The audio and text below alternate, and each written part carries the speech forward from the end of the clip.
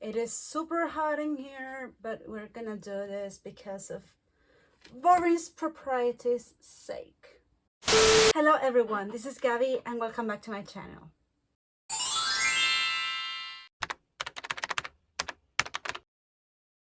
Okay, so today we're finally gonna be able to start our spoiler discussion on Rhythm of War by Brandon Sanderson. This is the book for the Stormlight Archive series and it's huge. And I have a lot of things to say. This was supposed to be a one big video, but I decided to split it in two to make it more digestible. Still, the second part is gonna come really close to the first one so you don't miss anything. And if you haven't read the book yet, you can click in the link in the corner to my spoiler-free review, and when you finish the book, you can come here and chat. So with that being said, let's deep dive into this storming book. Let's talk first about the world building because I think Brandon Sanderson outdone himself here. In my spoiler-free review, I said that Roshar is such an alive world, and I meant it. In this world, everything has a soul, even the inanimate objects, and I think that's really unique. And in The Way of Kings, we saw Roshar presented to us in such a beautiful and neat way, but the deepening of the world in this book is humongous. Roshar comes to life in a way that I've never seen before, and I just loved it. There are different sides of the world that we come to learn a little bit more in this book. Like, for instance, technology advancing so fast, and it's so refreshing because I don't like when worlds are stuck in time. I mean, the world develops, the world evolves, and I like when that's portrayed in a book. We also travel through Shadesmar. We've been there before in Oathbringer, but I liked our time here in this book because our characters interacted a little bit more with more different sprints, and we came to know more kind of sprints than before. But the best part of the world building in Rhythm of War was by far Eurithyrel. When Navani and Ravanel are experimenting in Eurithyrel, we come to know that Roshar actually moves by rhythms, move by tones, and when they discover the rhythm of war, like mixing different kinds of light, it's just so beautifully done. I think it was so immersive when they play with Stormlight, Void Light, Tower Light, Life Light.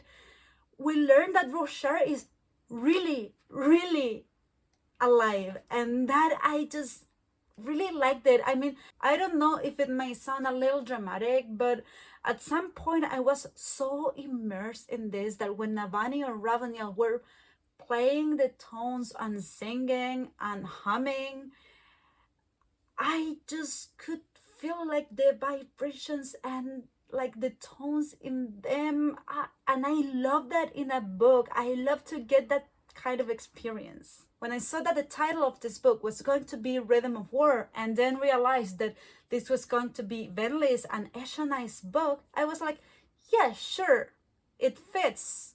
Their language is by singing, but I didn't think that actually the rhythm of war is the rhythm of Roshar, the rhythm of odium and honor come together. I don't know, I love the deepening of the world building here. So let's talk about the characters. I said in my spoiler-free review that I had mixed feelings about the characterization in this book, and I meant it. Not because I didn't like it as a whole, but because it felt a little bit out of balance for me. I mean, the characters that Brandon focused on are so well done, and the ones he didn't just kind of fell off the map to me, and I didn't like that because they're characters that I love, and they're actually pretty important to the story. But first, we're gonna talk about the character work that I love, starting with Kaladin. Oh my god, Brandon stabbed me right in the heart over and over again with Kaladin's arc throughout the entire book.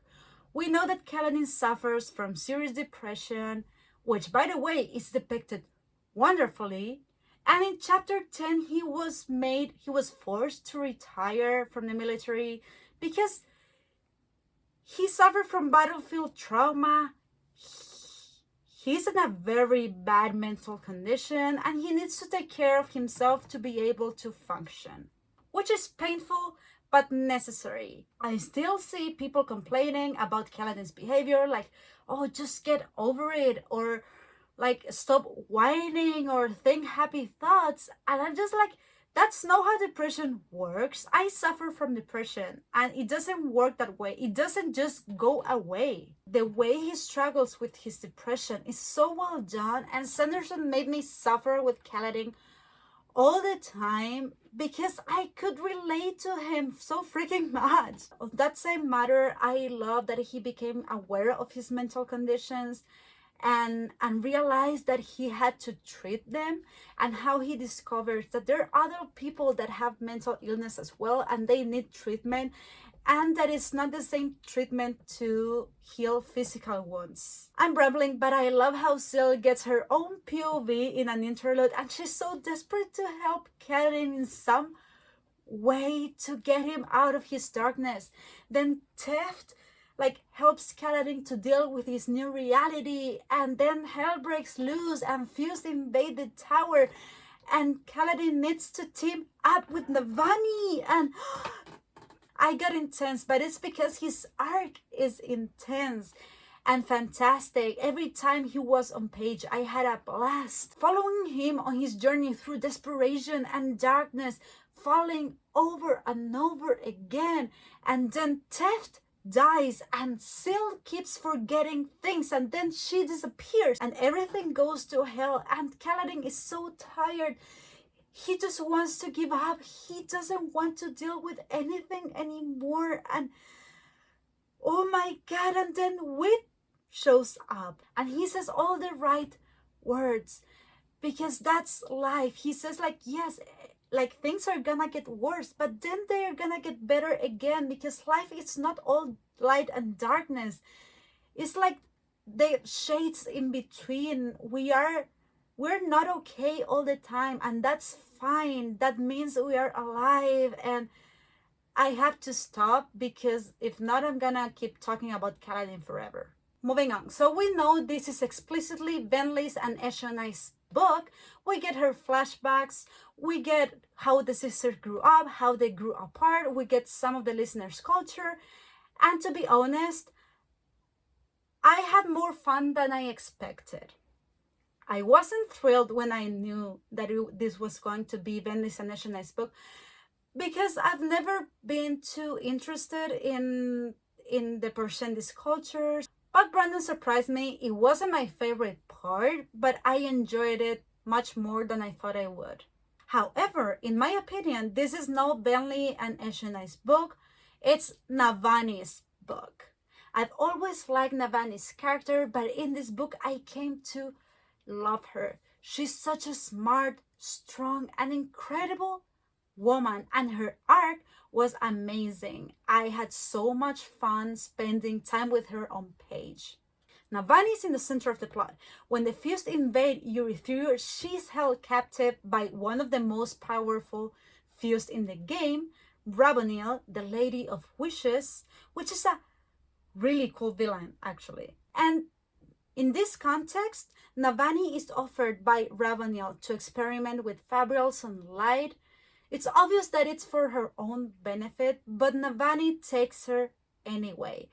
And it's so interesting to see her in her element. Her research and her experiment with Fabrials, while at the same time trying to take back the tower. Her relationship with Raboniel is spectacular. I actually think Raboniel is the best villain we've had in the Stormlight Archive so far. Well, until what happened in the end, but we'll get to that later. Navani's craving for knowledge sometimes overrides her duties as a queen, and I love that because she's a woman. She is human and has passions, and this villain, Raboniel, gives her all the means to make all the study she wants. And while Navani knows that she is the enemy, she is thrilled She suffers from imposter syndrome. She looks down to herself so much. She doesn't believe she's a scholar, even though Raboniel and everyone pretty much is telling her that she actually is, and she should feel like that because she's amazing. And then they team up with Kaladin to save the tower was so fantastic. Her growing relationship with the sibling was really interesting to see because he hated her so much because she was experimenting with fabrials and with Spren. And then he decides to team up with her in the end. And I think Navani said the best line in the entire book when she bonds the sibling in front of Moash and he wants to kill her, and she says, "Journey before destination, you bastard!" Though I have to say, I would have loved to have a Navani's book and have her flashbacks, see her upbringing, see her insecurities, her terrible marriage to Gavilar. I mean, I liked Bentley's flashbacks, but I think this would have been so much better. But this is not all praise. There were a lot of things in characterization that I didn't like, and I'm gonna go through them now. First, this is not really a complaint, but it's a point I want to make. Dalinar is my favorite character in the whole series, and we barely saw him in this book. I missed him. I really think that this is the best character work Sanderson has done so far, and I know we got so much of him in Oathbringer, but I mean this character, this man, gained the power of opening the perpendicularity. He can unite the three realms, and we barely saw him here, and I was like, but I want to know more. Second, I just needed more of Yasna. I mean, we left Oathbringer with this terrifying kick-ass that already had her fourth ideal before the Battle of Thailand City started, and she became queen. I just want more time with her on page, and I really hope in book 5 we get a little bit more of her, because I know we're not gonna get her book until like the end of the series, I think. Though one of the best moments in the book, in my opinion, was when she shows up with Wit and they start fighting with Ruthar, because he's saying like how she dares to be the queen of Alethkar, how she dares to be in a battlefield being a woman and stuff. And then she calls Wit, and he starts to say so many satisfying things to Ruthar. I love that scene. I love Wit in general, but their dynamic there when she says Wit, harsher, it was just so good. By the way, there's a lot of people that find weird their relationship or they don't like it. I don't mind. I actually like it for some reason. 3, we've got Shallan. Okay, so Shallan is one of the most interesting characters in the whole series, period. I don't like her so much. I'm not a Shallan's fan, but her build-up is so fantastic. And I was really excited to see more of her in this book after we left Oathbringer with her dissociative personality disorder. She has 2 personas aside from herself, Veil and Radiant, who help her to cope with the true horrors of her past. Dude, that's what you call a trauma. So we kick off with her dealing with this and trying to balance the 3 of them, Veil, Radiant, and Shallan, while at the same time there's a new persona kind of forming inside of her, and she is really afraid, understandably so. It was a great premise, so interesting, and I was thrilled, and I was really excited to see what was going to happen when they went to Shadesmar, and she finds out that someone is betraying her, and she feels so bad she starts to retreat and lets Veil and Radiant take charge. And then Shallan finds out that Pattern is lying to her and she loses it.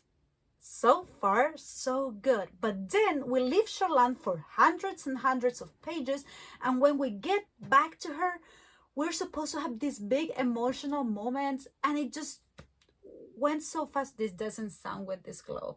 And when we get back to her, we get back to this supposedly big emotional moment when she is feeling so awful that formless, this new persona that was building up inside of her, starts to take over. And it's frightening as hell.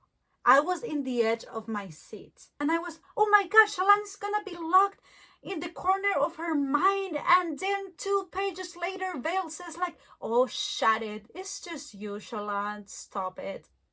And I was like, we didn't have enough page time with her to build up this whole thing. So I thought that this moment when Formless was taking over was a build up for what's to come in book 5. But then it was all resolved in a couple of pages, and I was really disappointed.